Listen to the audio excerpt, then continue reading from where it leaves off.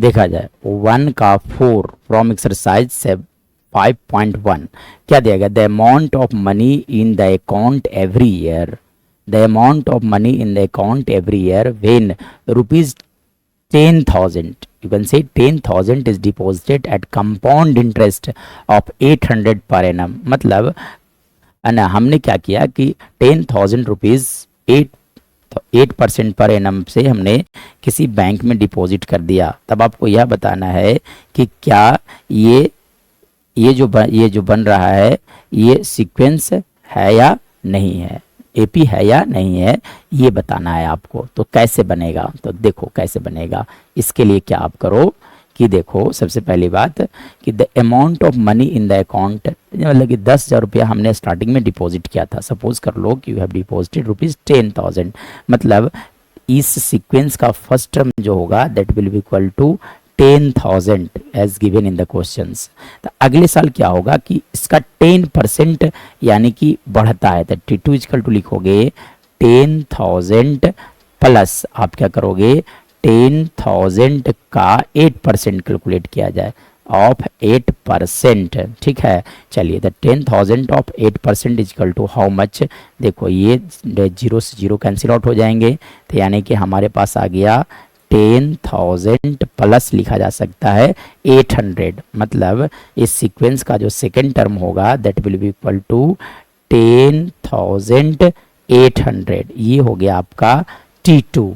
Again अब आप calculate कर लो T3, क्या कैलकुलेट करो T3, तो T3 क्या होगा, तो T3 क्या लिखोगे कि 10,800 है ना, पर अब आपको मिलेगा फिर से इंटरेस्ट, यानी कि 10,800 पर फिर से इंटरेस्ट मिलेगा। तब आप क्या लिख दो यहाँ पे 10,800 का 8% फिर से आप कैलकुलेट कर लो, ठीक है। चलिए तो क्या होगा कि आप देखो 00 से 00 कैंसिल आउट कर दोगे तो यहाँ बच जाएगा आपका 10,800 प्लस।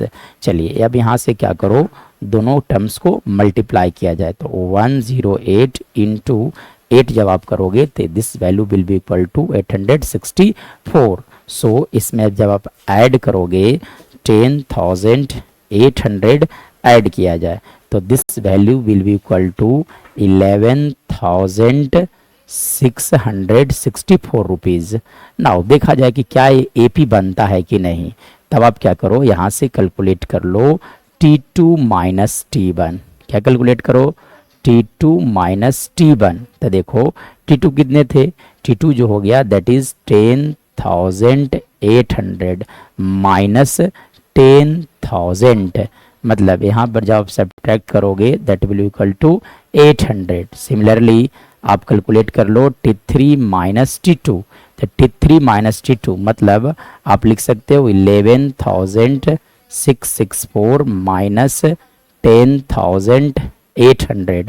अब आप दोनों को क्या करो सब्ट्रैक्ट कर लो, तो अब दोनों को जब आप सब्ट्रैक्ट करोगे तो that will be equal to 864। यहाँ से क्या आ गया 864। अब देखो यहाँ से आप क्या पाते हो, here we find that T2 minus T1 is not equal to T3 minus T2। So the given condition, so the given condition not forms an AP, not forms an AP। this is our right answer, यानी कि this in this case it is no, this is not forming AP here।